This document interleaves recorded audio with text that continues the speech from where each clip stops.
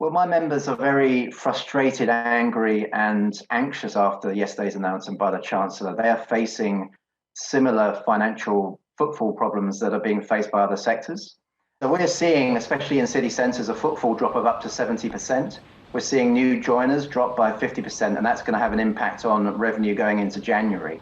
If we don't get financial support in the next few weeks, these facilities, both public and private, will hit the wall. And go to the wall, and we expect closures in the coming weeks unless there is financial support provided by the government. So that's a major worry. Furthermore, yesterday's announcement really hit the sector very hard, and that was a real drop in confidence in the support and protection that we expect from our government, especially for a sector that supports tens of millions of people to be active every week and supporting their physical and mental well-being. So the support, especially at this time of year, especially in the crisis that we've seen, is paramount that we get that level of support in order to support these essential facilities. Before the announcement was made, you presented evidence to the government asking for this financial funding, but obviously they didn't feel that the evidence was strong enough in order to provide it. So where do you think the difficulty is here? Where do you think the disparity is?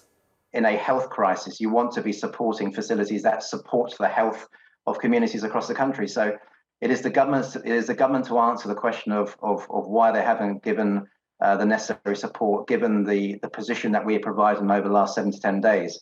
We want to see change, and we're hoping and we'll work with the government to find that resolution, but it needs to happen as a matter of urgency. You've used the phrase a health crisis. Obviously, you're not actually talking specifically about COVID like the rest of the country. You're talking about inactivity in the country. How bad do you feel it is, Huw?